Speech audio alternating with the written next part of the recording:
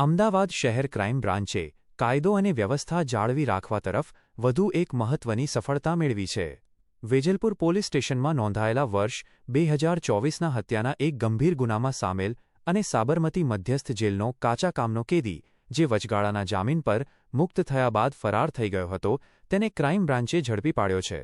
આરોપી મુસ્તકીમ ઉર્ફે મુસ્કીન મહમદખાન પઠાણ, ઉંમર વર્ષ 33 રહે, સંકલિતનગર, જુહાપુરા, વેજલપુર પોલીસ સ્ટેશનના ખૂન, ઈ.પીકો.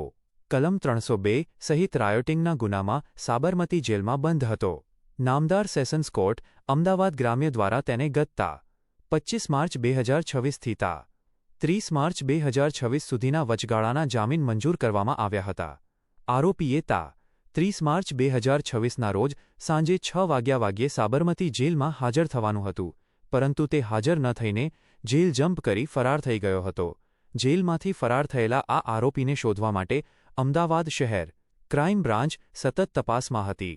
ચોક્કસ બાતમી અને તપાસના આધારે ક્રાઇમ બ્રાન્ચની ટીમે આરોપી મુસ્તકીમને અમદાવાદના બહેરામપુરા ચોકી સામે આવેલા સ્નેહસાગર ફ્લેટ નજીક રોડ પરથી ઝડપી પાડ્યો હતો.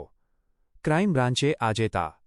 1 જૂન 2026ના રોજ બપોરે 3:30 વાગ્યે આરોપીને ડિટેઇન કર્યો છે અને તેને ફરીથી સાબરમતી મધ્યસ્થ જેલ હવાલે કરવાની કાયદેસરની તજવીજ હાથ ધરી છે. આવી જ ક્રાઇમ અપડેટ્સ માટે આપની ચેનલને સબસ્ક્રાઇબ કરો. ગુંજ ગુજરાતની સમાચાર, આસિફ ખાન પઠાણ.